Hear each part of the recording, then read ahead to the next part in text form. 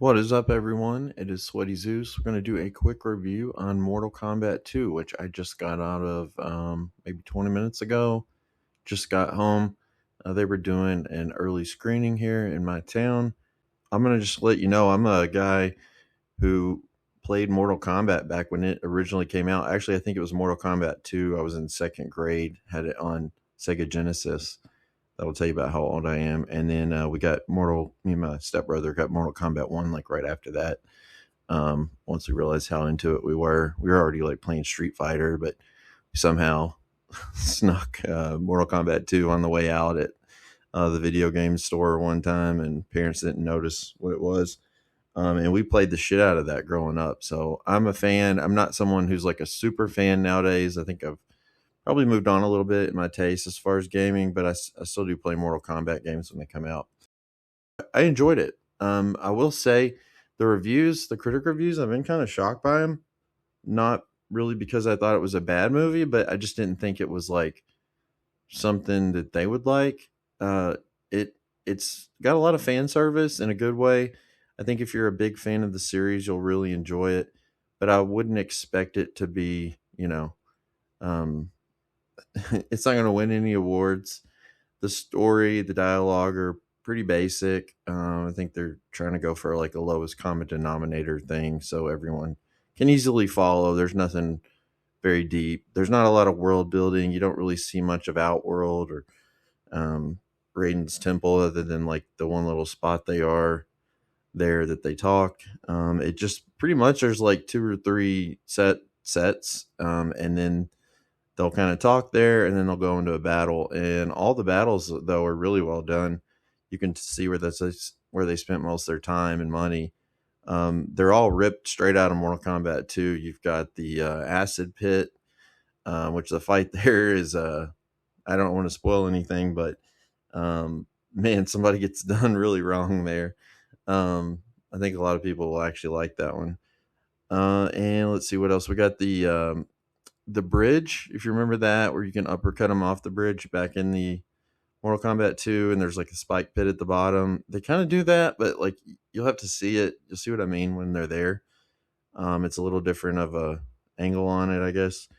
But that's there. There's the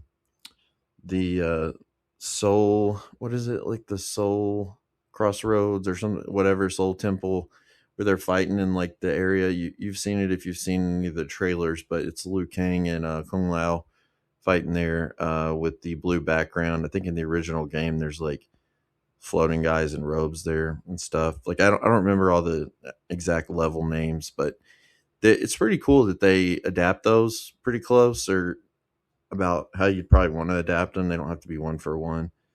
Um, but I really enjoyed that part. They even some of the angles, like they start the fight like almost like the 2D side by side, and it looks like it's straight out of like a video game, which is kind of cool at times. I will say the fighting was good, but I was a little underwhelmed with some of them. They had their moments, but some of the fight felt a lot like filler. Like they had their crescendos, their fatalities, their big moves they do that that you call out the name of the special moves. But most of like standard fighting, the stuff in between, I thought was just kind of average for a movie like this. It really didn't blow me away like I kind of was expecting, from what I've heard other people say about the movie. But it was enjoyable. I didn't dislike it at all. It was just at the end, like I was wanting a little more, if that makes sense. I will say, I'll go ahead and give it a score, and then I just want to say a couple things that aren't spoilers, but like opinions I want to give you that'll tell you a little bit about the story. Not again, nothing that you just opinions I have that you may not want to know going into the movie. So I would say I'd give it a 6.5 out of 10 if I were rating it out of 10. It I enjoyed it, and it was better than the first one for sure. They did address a lot of the complaints people had. It didn't focus on Cole as much, which was kind of weird in the first one.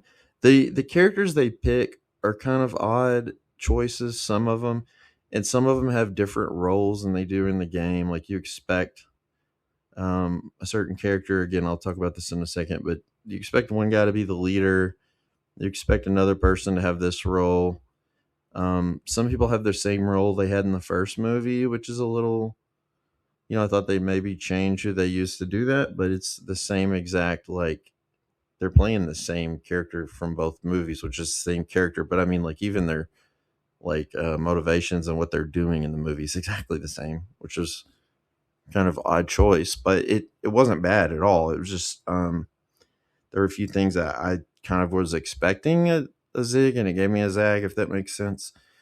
Um, I thought they did a good job with all the enemies, except for one I thought looked a little goofy, but I think it was almost kind of meant to be and played a little bit as a joke, which actually worked for me.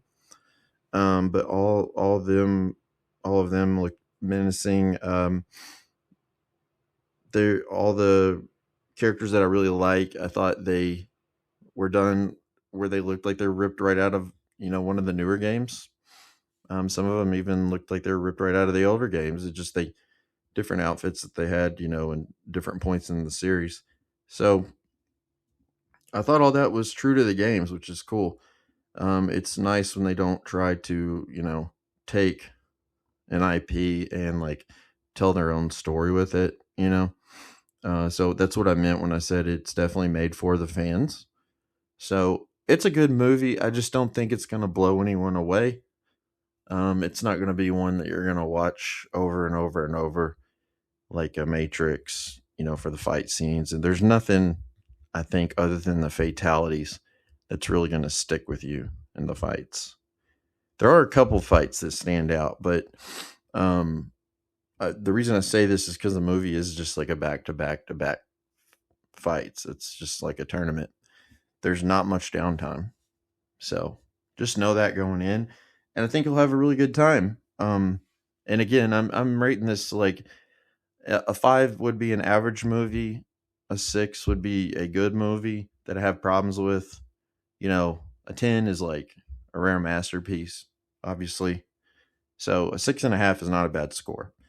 I'm just saying that's where I'd put it as a fan of the series, not a super fan, but someone who's familiar, knows all the characters, knows their moves, knows the lore, everything like that. So now I'm going to go into just a few, again, not spoilers, but just little things I noticed that I liked or didn't like. I just wanted to point out. Number one, let me look her name up. Adeline Rudolph stole the show for me. The girl who plays Katana, I thought honestly she did the best job of everybody in the movie as far as her choreography and her job fighting. Like, I don't know what her background is. I'll just looking her up. It seems like she's just an actress. So I don't know if she has like a background in martial arts or what. I know some of the other guys actually are martial artists, and I don't mean to say like that they weren't as good as her, but like I think they gave her more to do, and they spent a little more time on her character. Okay, so she's a model, is her um, background, but honestly, her physicality and like her uh, just the character she exudes on screen, like she's got some points where she yells and rallies people and things like that, and it's like believable. And I was kind of like taken aback by it because here's the thing: is like every movie now they do this thing where they make the strong female character. It's a meme at this point, and I'm kind of receptive to that argument, honestly. But this is one of those movies. I don't think. I mean, maybe they were trying to do that, but I bought it. Like I liked it. I liked her as the focus because she was like her physicality and her story was gripping. I think her backstory was gripping, and yeah, she just really did it for me. Not to mention she's gorgeous too. So like not like um, not that that's the only reason, but she's pretty to look at as well. The girl who played Jade, she's the girl who was in The Last of Us 2 on HBO, and then also is in the upcoming Naughty Dog game. I forget her name, but She was pretty good. Like I didn't expect much from her because I really didn't like her in the other stuff I've seen her in, but she was actually pretty good. She did a really good job, and her everybody really like did a great job. I didn't notice anyone that like stood out like they didn't belong as far as the fight scenes. So I think they did a really good job with all the actors, at least either using stunt people or getting the actors to pull off the moves. Um, no matter how many takes it takes, like in a believable way for the screen. So that was all really good. I really there was characters I wanted more of. Like I said, like Liu Kang. He's not really the main character in this, which you expect him to be. There is a subplot with him and Kung Lao from the first movie. So if you haven't seen that, you may be like slightly lost, but they kind of fill you in. It's not anything like super deep, but I wanted a little more Liu Kang. I really liked him in this, even more so than the first. Raiden doesn't do much, but he doesn't really do much for me in this movie. He was never my favorite in the games either, but he's just basically like there for exposition and the plot in these movies. I think the one I was talking about earlier was Sonya Blade.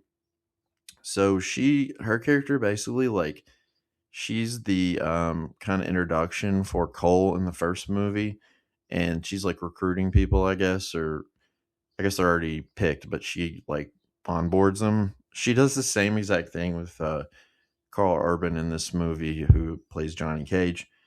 So I thought that was kind of odd, like giving her the same exact task. Her fight scenes were really cool though. The one with Sindel, Sindel sucked because she just kept spamming her like yell thing over and over again. It was like literally all she did. Um, and but yeah, I enjoyed Sonya Blade. Jax, I really liked. I wanted a little more of him as well. His fight scene with Jade is awesome. Uh, who else? There's also some characters that you expect to be like huge, because they are in the games, but they're kind of sidelined. Like Shang Tsung in the first movie, I don't think really fought much, but he was a bigger focus. He's just kind of sidelined in this and there for plot purposes. There's kind of like a in the middle of the movie a little bit of like a MacGuffin chase to go on, plot chase. I guess it's not. It kind of goes from the middle to the end, but it gives them something to do other than just the tournament. It kind of there's a wrench thrown in things in the tournament, and whatever they go and do kind of levels the playing field back up. So that's interesting. And let's see who else. Kano, I really like his character. Um, he in the first movie kind of stole the show for me. Not so much here. I think just because they did not give him as much to do. Like his character was still funny, and he had some jokes that hit, but they didn't hit like the way they hit in the first movie, where I was literally like laughing. Like I kind of chuckled to myself and sat there, and I saw this. There was like 5 people in my theater because it was the middle of the day, and it was a like a early screening. So this is on Thursday, and when I left, like they're obviously more full around like 7 o'clock, but I got there in the middle of the day, so it was kind of I think it was 3:40, so it wasn't very crowded. Most people are at work, so I think that kind of lended maybe to the not laughing as loud as much. But the first one was during COVID, and I watched it like at home, so I don't know. Maybe it was just less funny. But it seemed like the his dialogue, like as far as his jokes, weren't like really as funny as the first one. But he's still the same character and enjoyable. They do something really interesting with him. Josh Lawson's his name. I don't know if he's like a comedian or what. Jax McCod Brooks, like I said, was really good. Kung Lao, they don't do much with him, but his fight's really cool. So if you're a big Kung Lao fan like me, you'll enjoy his fight. But story wise, there's really not a whole lot there. Let's see who else. Quan Chi's kind of a funny character. He's in this, but not really. He's kind of like Shang Tsung. He's there for a plot device. I will say this: Scorpion plays a much smaller role in this. He's really there just to give you his fight scene. along with Bihan. I like Sub-Zero. He's always been like my favorite. He was who I played with as a kid. I just thought he was the coolest. So him not being in this sucks, but Bihan, who is Sub-Zero in the first movie, is in this. So if you saw the trailers, I mean, I'm not spoiling it. I just want to this second half. I just want to give you like if you've seen the trailers type amount of information. He plays Noob Sabat, I think, or Smoke. Which one is it? Doesn't say in the listing here. I guess he'd be Smoke, right? Either no, he's Noob Sabat. He's Noob Sabat. But basically, he's like not Sub Zero, even though he's the character that is Sub Zero. So his fight with Scorpion was okay, but it's one of those things where there's like a multi fight. There's like 3 fights going on at once, so you don't really get to hone in on it as much. And so Scorpion and Sub Zero were both kind of muted, and that's kind of like a bummer to me because I feel like the ninjas in the games are like kind of, I know they're not like the focus, the main thing, but they're the most Mortal Kombat. Mortal Kombat is like Scorpion, Sub Zero, and Reptile to me is like the most Mortal Kombat. They're like the base characters in my head with Katana, Jade, Molina on the other side is the female versions. So, anyways, it was all good. It just there were like a few little nitpicky things or things I didn't like as much as I thought I would going in. Mainly the fight stuff. Some of it felt a little fillery, or I guess there were moments that were in between the crescendos of the fights, not just the fatalities, but some of the special moves and stuff. There's just some kind of standard fight stuff that wasn't doing it for me as much. I just expected a little more creative movement. I guess some of it is really good. I don't mean to, like, when you see this, you're like, what is he talking about? And not all of it is like that, but I'm just saying there's some fight stuff where it's just like they're slapping each other's hands for like 5 straight seconds, stuff like that. But it's not really like that's not really mainly what I was subtracting for. It's mostly just like we don't get much world building. We don't get much story outside a couple of character backstories and the tournament, and that's really it. But again, I think Katana stole the show for me. She kind of is the story. And this Adeline Rudolph, she doesn't really have much she's done other than like Sabrina the Teenage Witch, which is lame. And it's like I never would have watched that, so obviously I hadn't heard of her before. Um, the new one, I mean, on Netflix. And yeah, but she fucking killed it. And young Katana was amazing too. Like she had a cry scene that like actually kind of rocked me a little bit. I was like, obviously I didn't cry, but like I was like, damn, she like pulled some emotion out of me, this little kid. She was awesome. Sophia Zoo, shout out Sophia Zoo, like 8-year-old, whoever you are.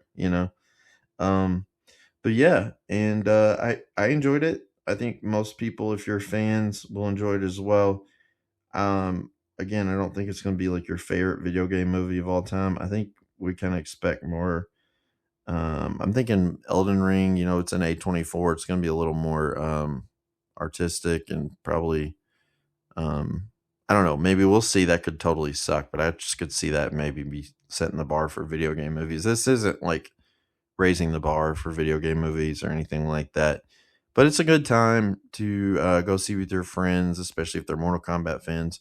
Enjoy the fights. There's some fucking like gruesome fatalities that are really awesome, um, and some good times. Just don't think it's gonna be anything you want to write home about, if that makes sense. So, anyways, 6.5 out of 10. I enjoyed it. Let me know what you guys think. I don't want you to think I'm shitting on it. That's like saying it's above average for me. Just I'm trying to be fair and like do these reviews along with my game reviews like very consistently. I don't want to end up being like IGN. They gave it an 8, so I thought maybe this would totally slap, but like they're all over the place. They don't make any sense with their review stuff. So I don't know that I should use that as like any sort of bar or reference. But anyways, Thanks for watching if you did. I don't normally do a lot of movie stuff, but when it's a movie that's related to games or games especially that I play or something that I'm just totally interested in and probably talking about when I'm live streaming or doing other videos, then you'll probably hear me talk about it a little bit. So this is my review on Mortal Kombat, straight out of the theater, right off the dome. Just talking into the mic, nothing written down. So if it's a little sloppy, sorry, but thanks for watching. Please like and sub if you enjoyed this. Let me know what you guys think in the comments, and we'll catch you in the next one. Take care.